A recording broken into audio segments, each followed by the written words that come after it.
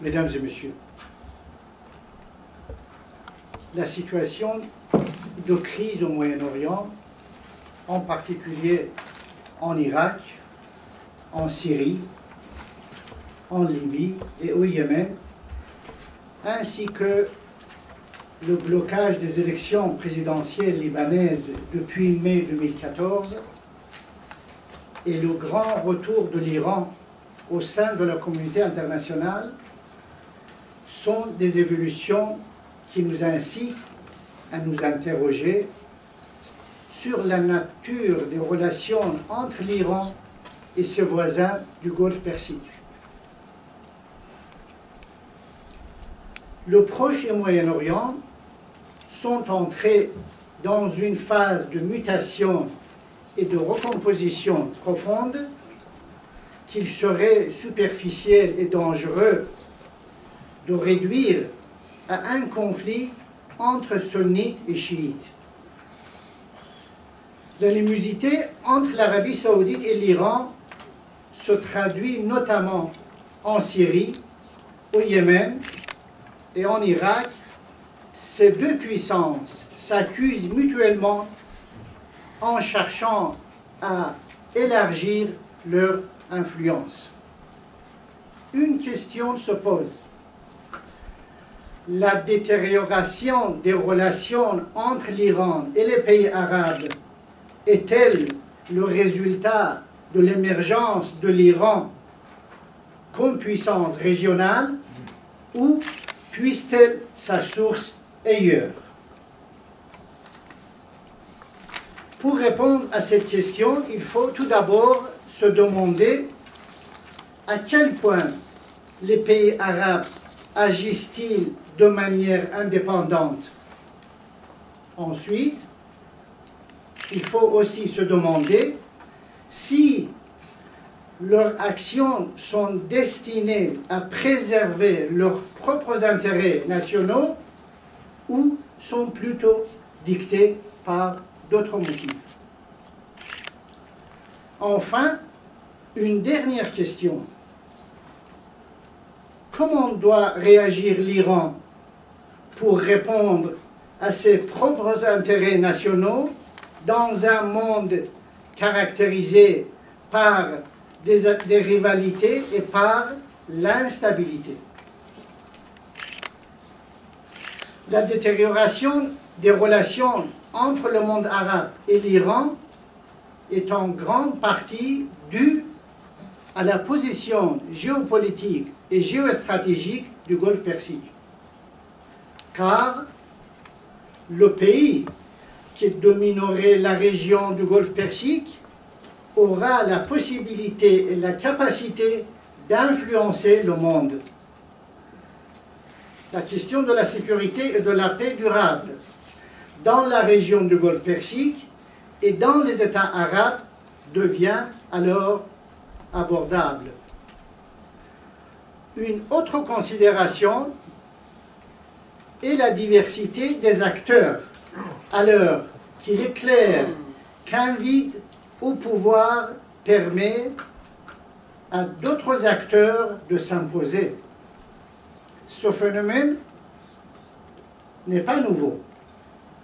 Par le passé, les rivalités entre la Grande-Bretagne, l'Union soviétique et les États-Unis faisaient rage dans le Golfe Persique, et lorsque la Grande-Bretagne instaura sa domination, les autres puissances se retirèrent.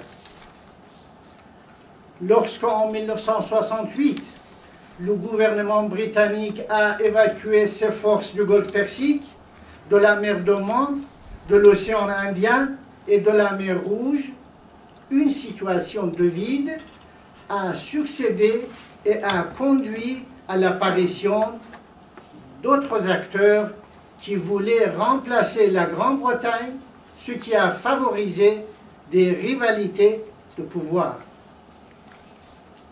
Pendant cette époque, l'Union soviétique et les États-Unis se présentaient comme acteurs puissants et déterminants au niveau international. Tandis qu'au niveau régional, l'Iran, l'Arabie saoudite et l'Irak assumer leur rôle aussi bien directement qu'indirectement. Dans le nouveau statu quo qui s'est établi à cette époque, l'Iran et l'Arabie saoudite, alliés de l'Occident, ont fait face à l'Irak qui a été soutenu par l'Union soviétique.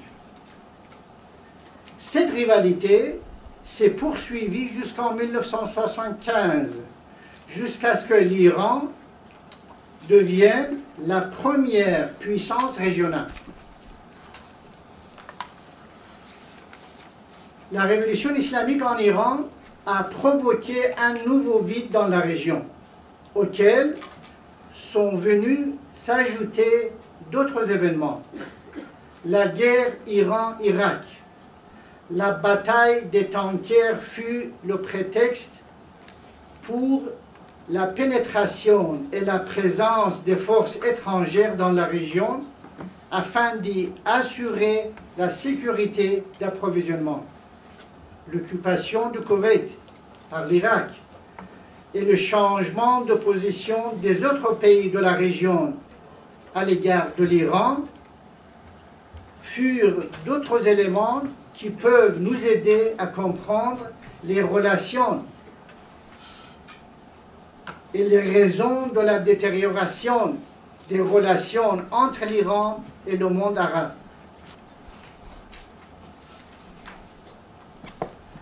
L'Iran se trouve au centre de la plupart des évolutions survenues dans la région. Le départ des forces britanniques en 1968, le traité de 1975 et le rôle joué par l'Iran au niveau régional et extra-régional. Par ailleurs, l'occupation de l'Afghanistan par l'Union soviétique et la formation des Moudjahidines afghans sont d'autres événements clés qui continuent à préoccuper le monde. Encore d'autres facteurs sont en cause de cette détérioration.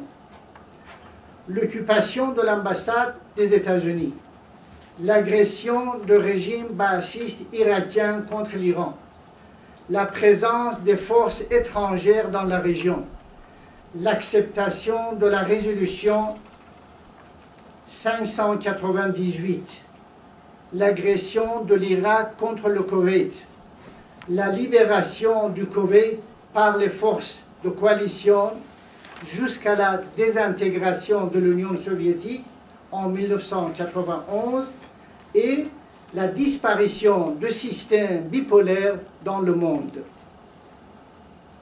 Dans une étape avancée, la région était bouleversée par les événements du 11 septembre, l'attaque des forces de coalition sous l'égide des États-Unis contre l'Afghanistan, la chute des talibans et l'apparition d'une nouvelle coalition mondiale contre le terrorisme.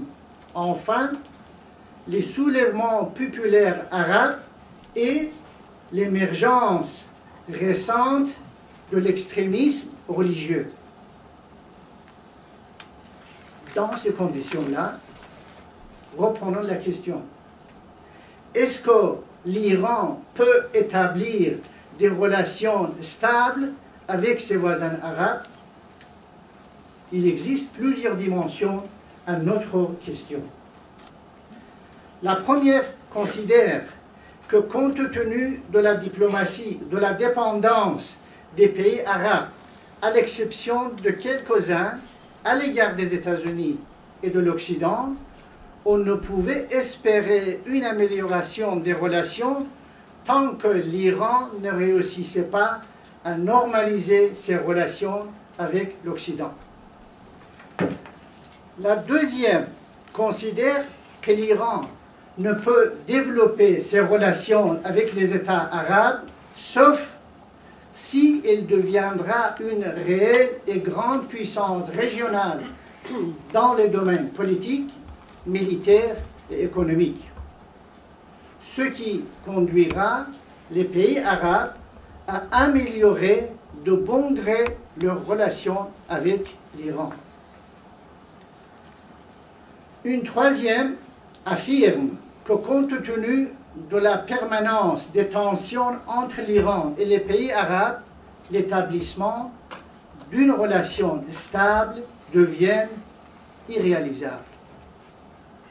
Enfin, la dernière position, qui semble plus acceptable, réside dans le fait que, compte tenu du grand retour de l'Iran au sein de la communauté internationale, les pays arabes, par le biais de la détente et de la confiance, peuvent fonder de solides relations dans le respect mutuel, l'assurance des intérêts communs, l'entraide et la coopération, transformant les rivalités en amitié et concurrence positive.